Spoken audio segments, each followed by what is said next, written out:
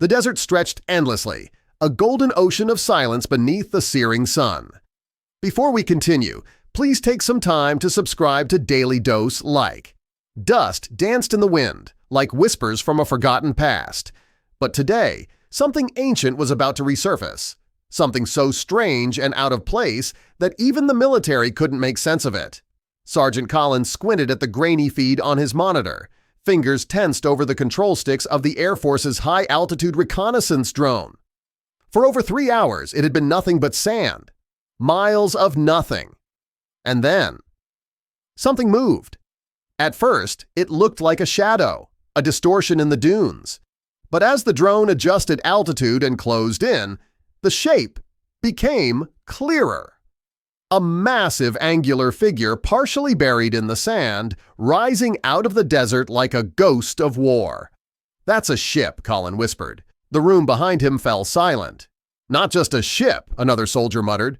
"That's an aircraft carrier."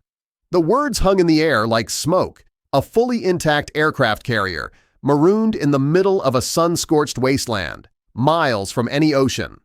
It defied logic, geography, and history.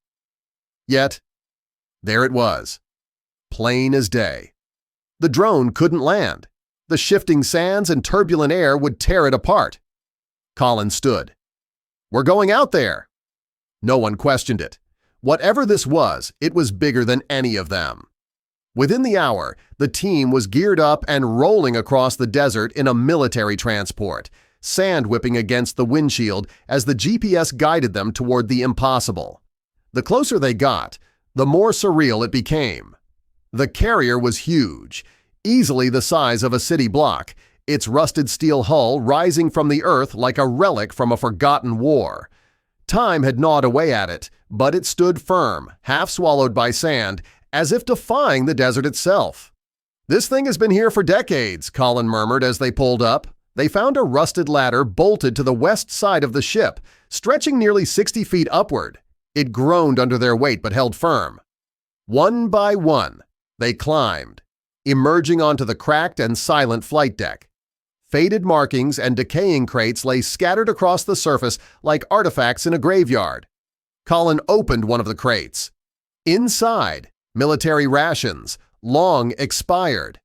He held up a package, the label faded but still legible, 1994.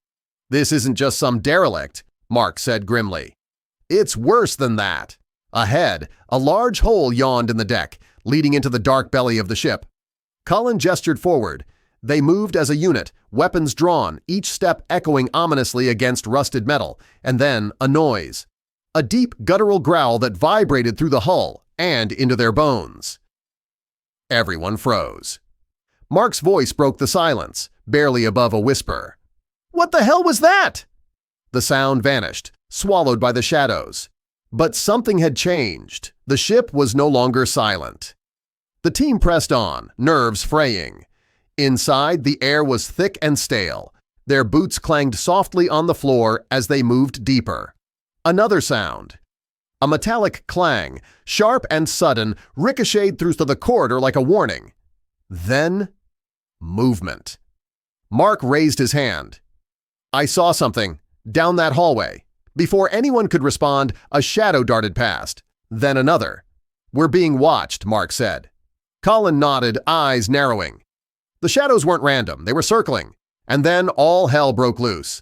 Dark figures lunged from the darkness. One struck Colin, sending him crashing to the floor. A sharp pain split across his head. Darkness swallowed him whole. When he opened his eyes, it was quiet.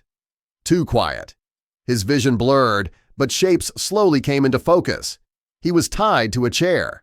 Thick ropes dug into his wrists and ankles. Across the room, his team, Mark, Davis, and 2 others, were all bound the same way. Confusion and fear twisted their expressions. "What the hell happened?" Mark rasped. "No clue," someone muttered. "But whoever did this, they're still here." A sound, footsteps. A figure stepped from the shadows. She was older, maybe in her 60s. Sharp eyes, no-nonsense posture. She wore simple clothes but held the air of command. "My name is Amina," she said, voice cold and even. Mark scoffed.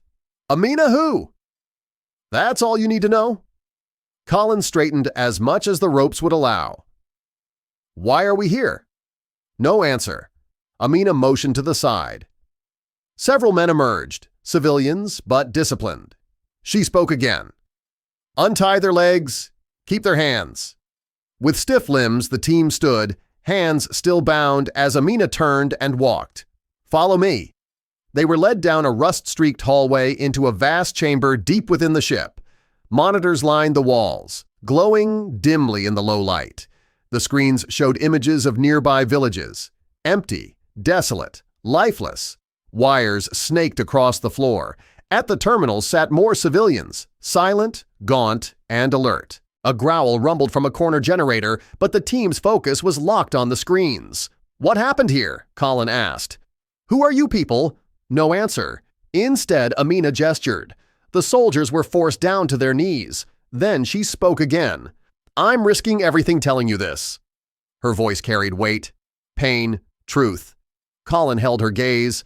My intuition says I can trust you, she said. So don't make me regret this. Colin nodded slowly, signaling that she had his full attention. Amina's eyes scanned the faces of his team, each one still processing the surreal turn their mission had taken. The flickering screens behind her showed images of desolation, villages hollowed out, streets cracked and dry, nature gone silent. Something catastrophic had happened here, but the cause was still a mystery. We are on the southern edge of the Sahara, Amina began. This land once thrived. Our villages were full of life, farming, music, community. The tribes didn't always agree, but we coexisted, until this arrived. She pointed toward the walls of the ship, her voice tightening. 30 years ago, during a tribal conflict, our leaders asked for international aid. Instead of negotiators, they sent this. Colin followed her gaze, the rusted hull creaking quietly. This ship? Amina nodded. It was once in the ocean. This land was marshland then, but it was attacked during deployment. It leaked fuel, chemicals. Its systems broke down, and no one came to remove it. The water dried up, and the desert claimed what was left, including us. Mark looked at the monitors again. The abandoned villages. They didn't abandon them, Amina said softly.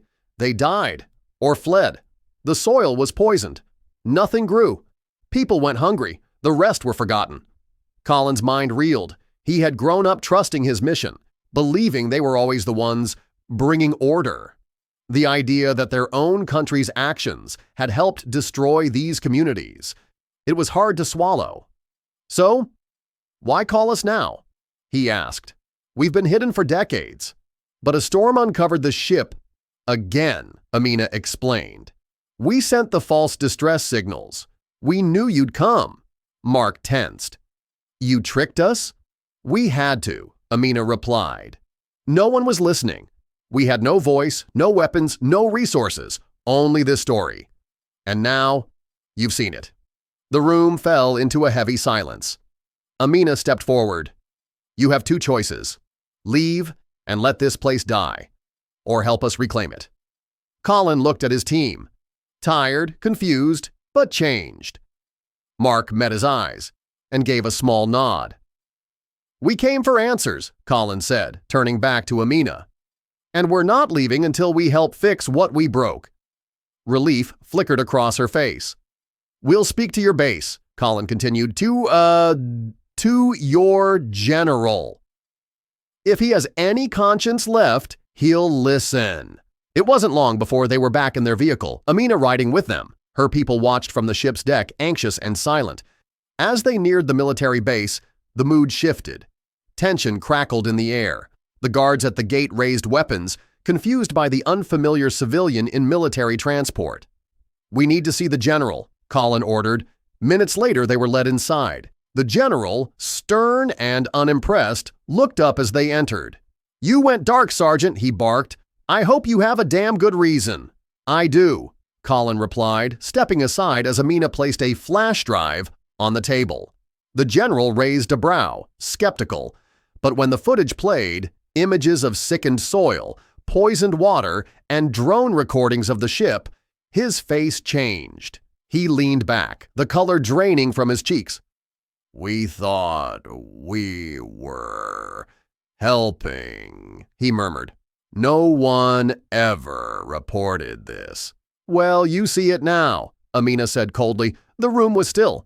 "We'll send cleanup units," the general said at last. "We'll rebuild the villages. Then we'll leave." True to his word, the following weeks brought change. Bulldozers arrived. Bioremediation teams cleansed the soil. Engineers tore through the rusted hull, removing toxic waste that had seeped into the ground for decades. Side by side, soldiers and villagers worked, not just rebuilding structures, but rewriting a legacy.